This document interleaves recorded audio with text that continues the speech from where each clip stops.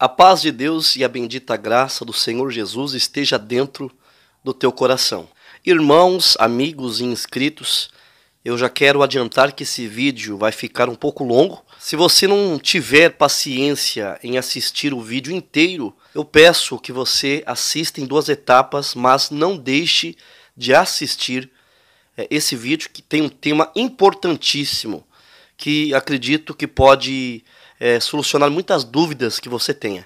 E você que já é assíduo aqui no canal, que sempre está assistindo, curtindo, dando like, comentando, já deixa o teu joinha agora, para você não esquecer lá no final. Você deixando o teu like é de graça, não te custa nada, e você me ajuda muito, e é também para o desenvolvimento e o crescimento deste canal. Muitos me perguntam qual é a minha posição a respeito da Trindade. Ou seja, qual é a minha exégese sobre o Pai, o Filho e o Espírito Santo. Eu quero deixar claro aqui que eu creio no Pai, no Filho e no Espírito Santo, mas não da forma convencional, da maneira comum que muitos creem por aí. Porque as minhas pesquisas nas Escrituras e a minha leitura bíblica me faz acreditar da forma que eu vejo e da forma que eu vou expressar aqui nesse vídeo para todos vocês. Antes de falar da Trindade, do Pai, do Filho e do Espírito Santo, eu quero falar sobre as Escrituras e sobre versículos espúrios, ou seja, versículos acrescentados. Eu já comentei aqui no canal em um vídeo anterior que eu tenho várias Bíblias, várias traduções de Bíblias aqui em casa, e no rodapé trazem notas explicativas acerca de alguns versículos, e muitas dessas Bíblias, dessas traduções, são honestas em admitir que alguns versos foram inseridos posteriormente e que não constam nos manuscritos originais mais antigos. Então existe um ou outro versículo nas Escrituras, são poucos versículos, que trazem dúvidas na sua originalidade, como por exemplo 1 João 5,7, que é justamente um versículo que as pessoas que defendem a Trindade usam para confirmar a triunidade dos 3 deuses em um só. E esse versículo não consta nos manuscritos originais, então ele é duvidoso. Eu creio nas Escrituras e no seu conteúdo inspirado pelo eterno Deus. Diferente, por exemplo, dessa seita do Romilson Ferreira, que era do grupo do Manual de Yarro. O Romilson e a turma dele não creem na totalidade das Escrituras. Eles dizem que Mateus, João e outros capítulos das Escrituras foram inventados por bispos, por padres e por papas católicos. Dizer que a Bíblia é totalmente adulterada pela Igreja Católica, isso é uma coisa que eu discordo. Porque se realmente as Escrituras tivessem sido influenciadas pelo clero católico, nós teríamos, por exemplo, algum capítulo apoiando um dogma católico, a doutrina católica de que Maria subiu ao céu com o corpo e tudo viva, que é a ascensão de Maria.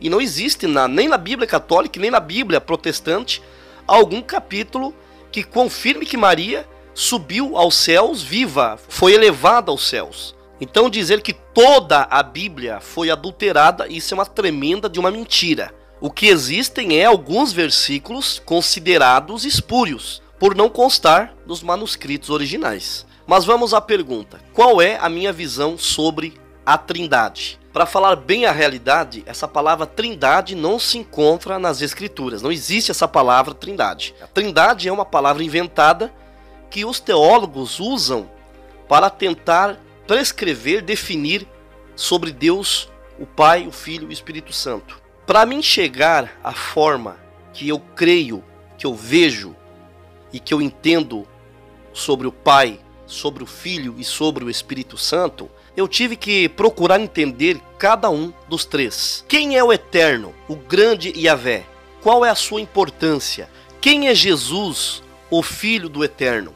E quem é, o que é o Espírito Santo e qual é a sua função? Quando eu passei a entender cada um dos 3, nada além do que eu irei falar aqui, e nenhuma outra forma de interpretação teve espaço na minha mente.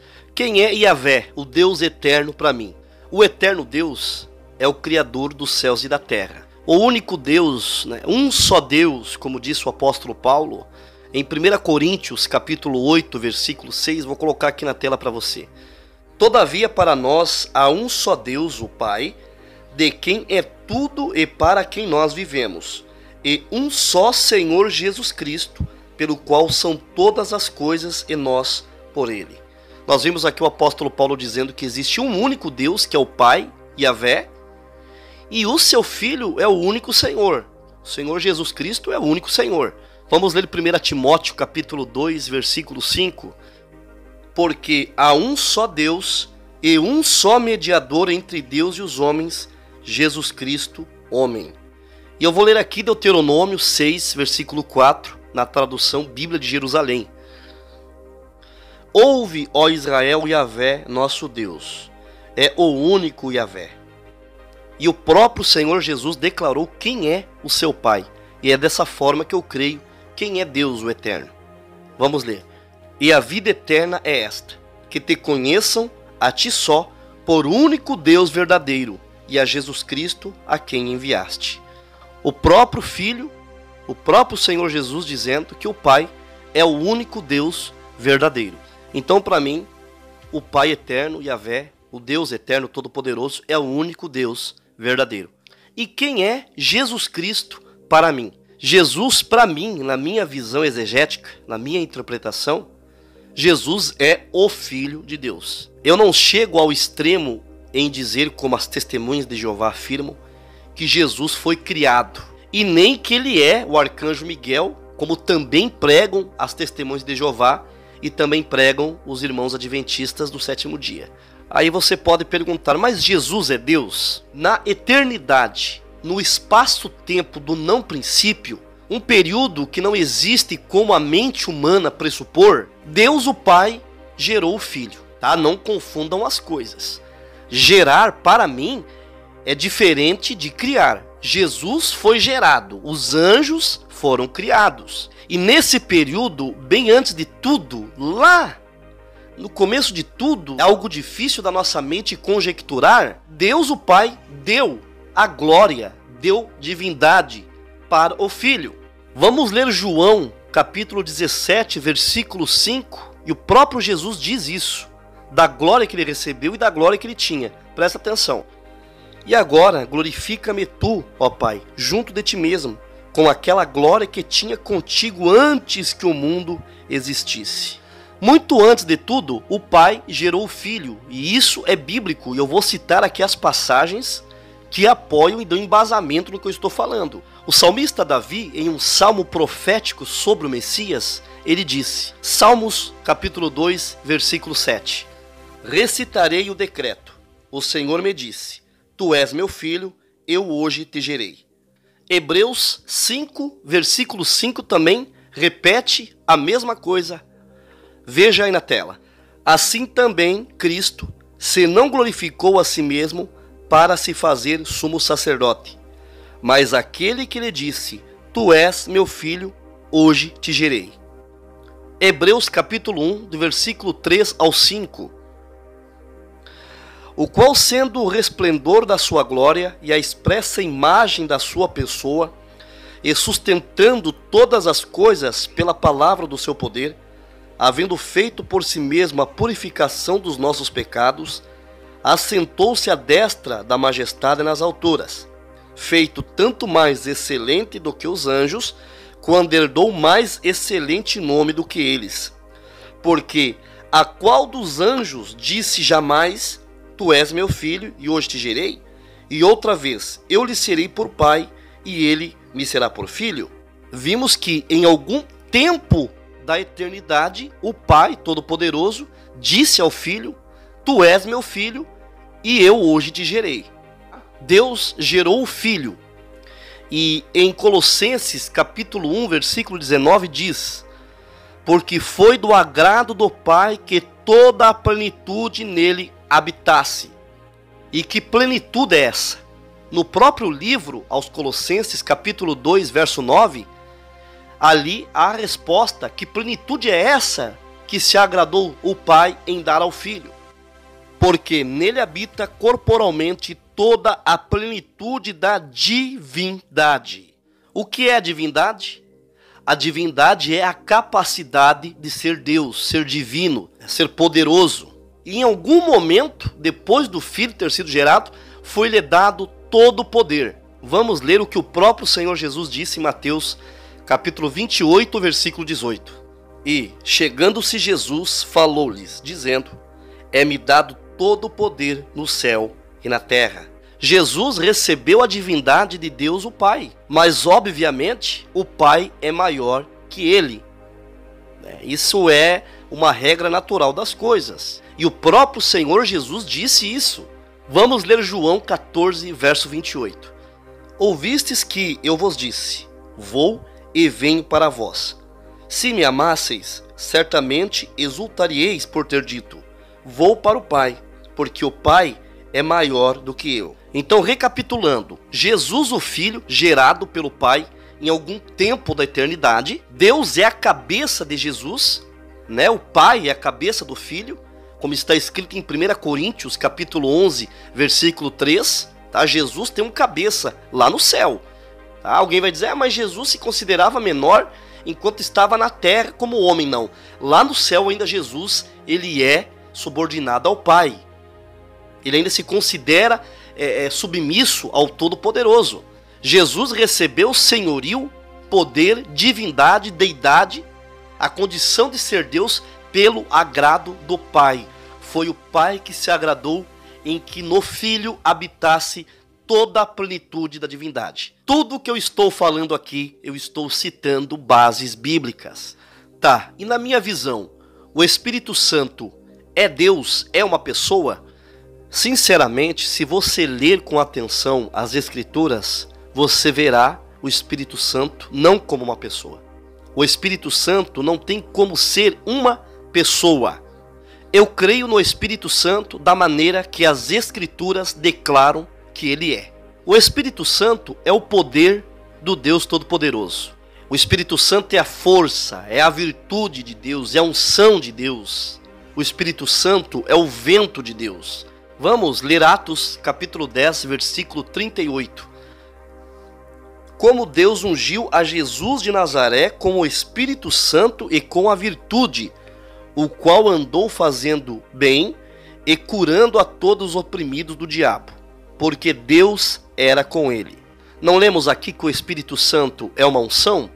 Atos capítulo 2, versículo 17, repete a profecia de Joel que diz: e nos últimos dias acontecerá, diz Deus, que do meu Espírito derramarei sobre toda a carne, e os vossos filhos e as vossas filhas profetizarão, os vossos mancebos terão visões, e os vossos velhos sonharão sonhos. Tá? Então vemos que o Espírito Santo é uma unção. Jesus foi ungido com o Espírito Santo. E Joel profetizou que derramaria o Espírito Santo sobre os crentes. Então, o Espírito Santo é um óleo de unção que capacita os escolhidos a fazerem a vontade de Deus. O Espírito Santo também é o vento de Deus. Vamos ler João 20, versículo 22.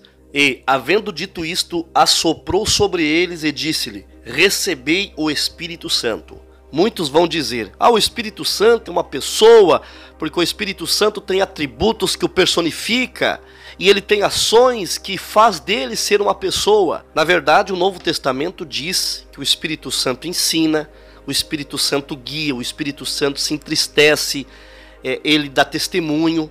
Não é porque um versículo, um texto personifica coisas que aquilo seja necessariamente uma pessoa. Existem outros exemplos de personificação de coisas, de objetos, de coisas inanimadas na Bíblia, e não quer dizer que aquilo seja uma pessoa. Eu vou ler alguns exemplos aqui para você. Gênesis 4:10. E disse Deus: que fizeste? A voz do sangue do teu irmão clama a mim desde a terra.